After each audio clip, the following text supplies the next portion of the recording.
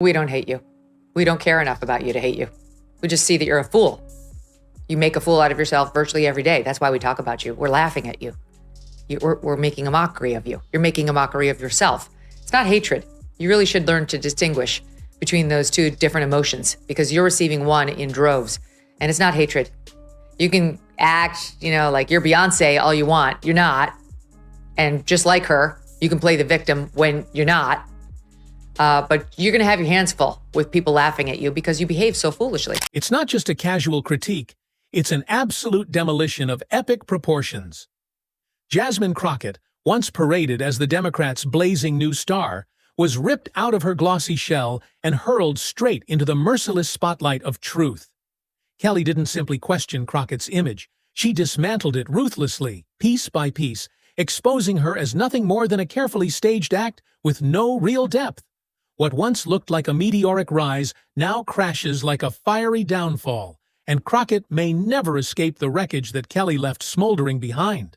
Woman, I've had about enough of her. She wants to be like a member of the squad. She thinks of herself like an AOC. She talks like, she's from the hood.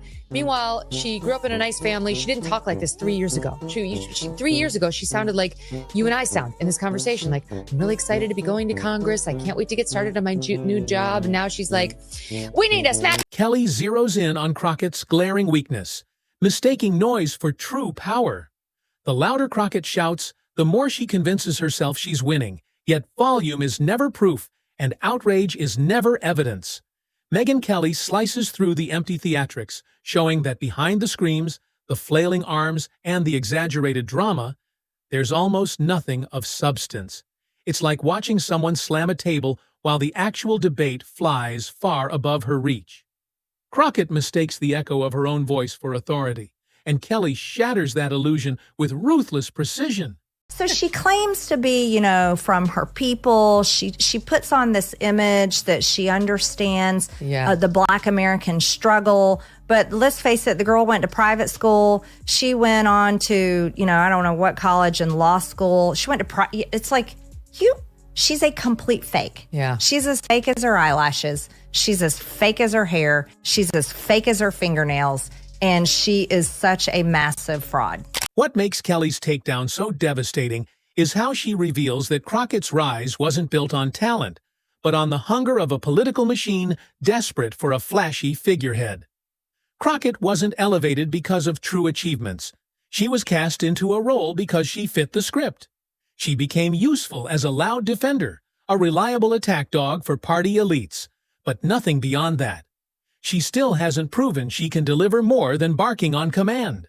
And, right on cue, Megyn Kelly rips away the mask, exposing a politician propped up by image rather than genuine ability. The Clinton administration. Please calm down. Don't tell me to calm down. Calm down. Because y'all talk noise and then You're can't out of take control.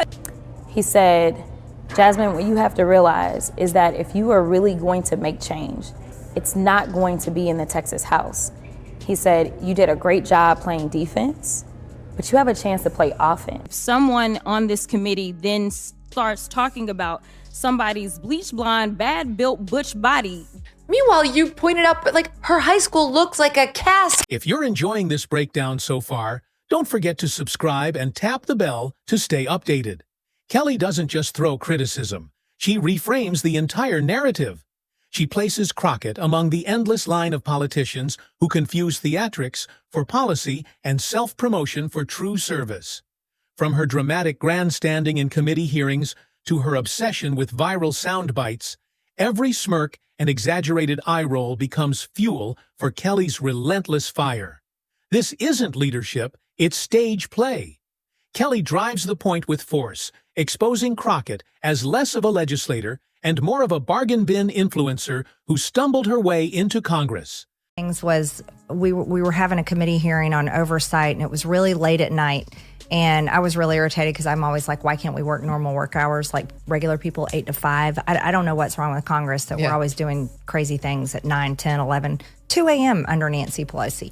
So we're on the oversight committee, and She is running off her mouth, and I shot at her about her massively huge fake eyelashes. Yeah, this made news. Yeah, and I was like, well, you know, I said something along the lines of like, well, you can't read it because of your fake eyelashes. The harshest sting comes when Kelly exposes Crockett's so-called achievements.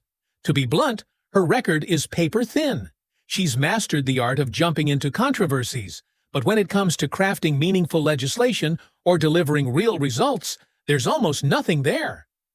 Kelly hammers this point with relentless force, exposing the gaping divide between Crockett's endless self-promotion and the grim reality of what she's actually given her constituents.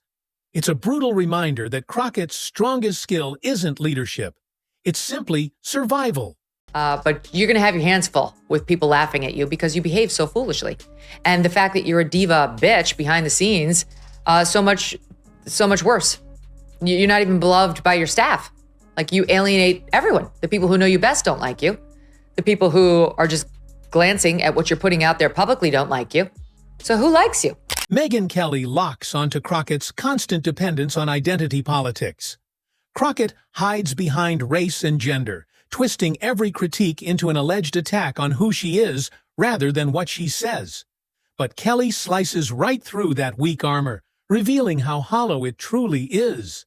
No shield of identity can disguise the fact that Crockett's arguments lack depth, her strategies are flimsy, and her priorities are misplaced. The audience doesn't see a fearless fighter. They see a politician exploiting grievances for her own gain. And Kelly doesn't stop there. She highlights Crockett's lack of discipline. While others on Capitol Hill attempt professionalism, Crockett turns debates into personal brawls and disagreements into spectacles. Sure, those antics may trend online, but they destroy her credibility in Washington. Real power players know when to strike and when to wait. Crockett doesn't. She's all impulse and no strategy, and Kelly makes sure everyone sees that failure in unforgiving clarity. It's perfect. The Human Rights Campaign. These are the people who run around harassing every business to make sure that they're being pro-LGBTQ and pro-DEI and not doing anything that a Human Rights Campaign finds offensive in any way, shape, or form, unless if you are in a wheelchair and are the governor of Texas, in which case it is fine for Jasmine Crockett to do this to you. Watch. Because we in these hot-ass Texas streets, honey. Y'all know we got Governor Hot Wheels down there. Come on now. Megyn Kelly rips into the trail of hypocrisy that follows Crockett everywhere she goes. Crockett rails against privilege while enjoying the very platforms it gives her. She condemns the system, yet never hesitates to cash the checks that system provides. She preaches about fairness and justice, yet mocks, belittles, or dismisses anyone who dares to disagree. Kelly lays it bare for all to see, piling example after example until the pattern is undeniable. Hypocrisy isn't Crockett's mistake. It's her brand. And nothing destroys credibility faster than double standards. But Kelly pushes further. She dismantles the entire persona Crockett tried to construct. While Crockett thrives on chaos, Kelly refuses to play into it. Instead, she calmly exposes how every tantrum screams insecurity, how her obsession with attention reveals weakness, and how her constant defensiveness shows she can't handle real debate. Crockett doesn't look fearless. She looks fragile, rattled, and lost. The blow lands even harder when Kelly points to Crockett's obsession with branding. Instead of governing, she obsesses over outfits, stages, viral clips, and spins sound bites into fleeting trends. Kelly makes it crystal clear.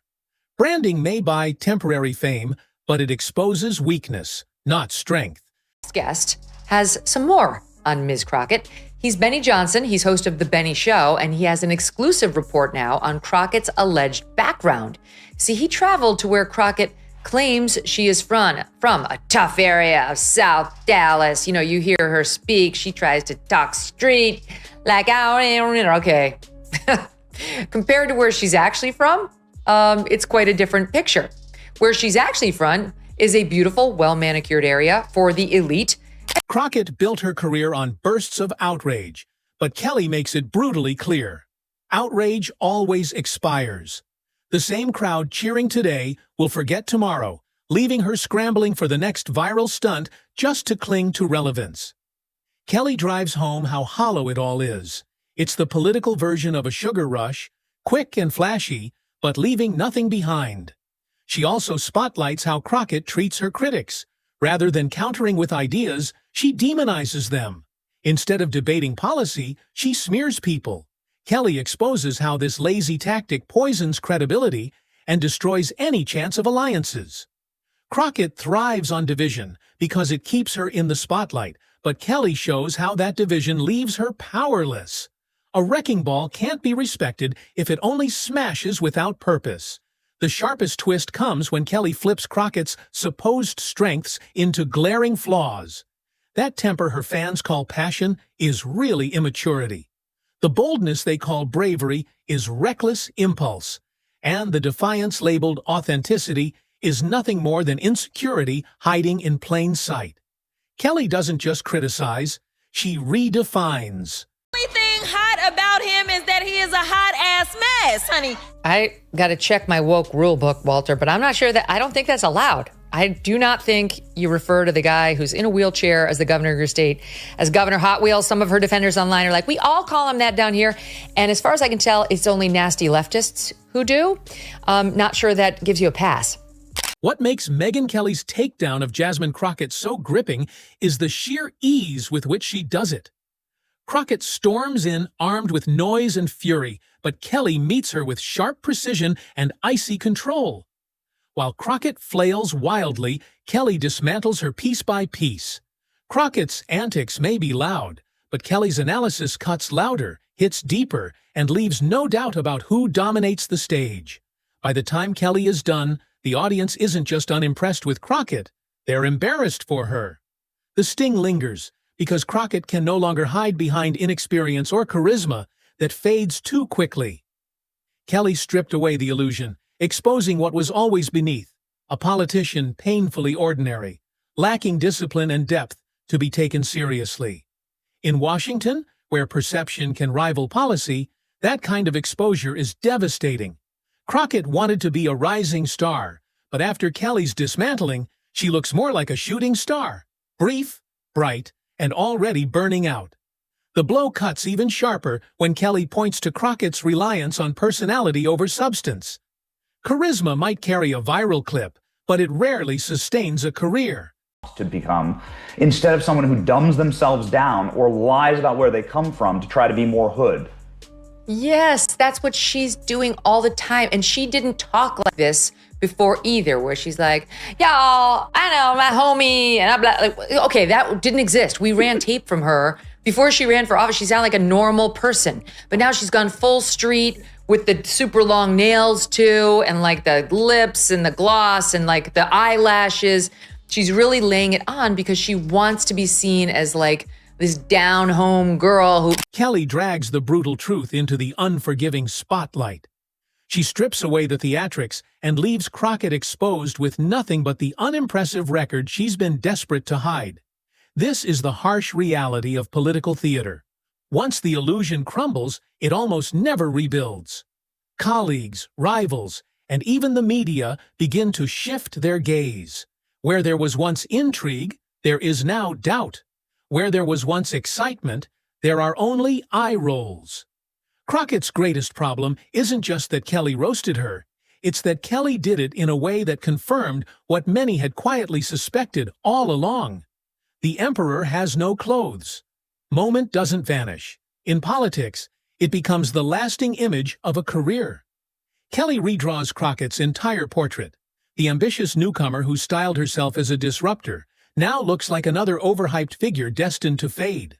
The lasting picture isn't of a fearless trailblazer, but of a politician revealed as ordinary, stripped of the mystique that once carried her rise. And in Washington, where perception decides futures, how do you even, that kind of rebranding is reaching devastating. Across the aisle to that. No, Yeah, like, not at all. just- Well, she's not a real person. So some interesting things that I've always observed about her is how she treats her staff. She treats her staff like they are just beneath her. I read that in the New York Post. Can you confirm? Yes. Wow. So she always has, one of her young male staffers has to carry her big, heavy handbag for her. She just hands it off. It's like, who? The lesson is harsh but undeniable. Without substance, every so-called star burns out faster than it rises. Crockett's critics now have fresh ammunition. Her allies whisper with doubt. And voters who once gave her the benefit of the doubt will watch far more closely the next time she grabs the spotlight. In politics, that kind of shift is deadly, and it almost never reverses. Washington runs on reputation, on whispers in corridors, on stories traded behind closed doors. Kelly's roast won't just echo in headlines. It will seep into those conversations, quietly shaping how Crockett is judged from now on. Every stumble she makes will be measured against Kelly's takedown. Every misstep reinforcing the view that she's not ready, not serious, and not capable of living up to her own hype. That narrative becomes a trap, a prophecy that feeds itself. Once a politician is branded as unserious in Washington, doors close, alliances dissolve, and opportunities vanish before they even appear. Crockett now stands in the political danger zone where ambition collides with reality, and Kelly made sure the crash is impossible to ignore. We know that we work for the American people, and what we not gonna do is stand around while they pull this that they trying to pull right now. Like, what do you, we have videotape. Why are you talking like that? No one believes this bullshit. And now she's graduated to acting like a thug. So congratulations, your term in the U.S. Congress is going really well. If Crockett doubles down, she looks desperate. If she backs away, she looks defeated. There's no safe path left. And that's exactly why Kelly's takedown lands with such force. The brilliance isn't only in Kelly's sharp words, it's in the trap she built. Crockett can't escape the frame Kelly painted because every attempt to fight it only proves Kelly right. This roast doesn't just sting, it defines. And in politics, once a narrative locks in, it rarely lets go. Thanks to Kelly, Crockett's story is cemented in the public mind. A politician powered by hype, undone by immaturity, and exposed by someone who knows how to dismantle a facade. The cruelty is undeniable. Crockett sought recognition, and she got it, but not in the way she imagined. Instead of being hailed as a fresh, lasting voice, she's now a cautionary tale of what happens when hype outruns ability.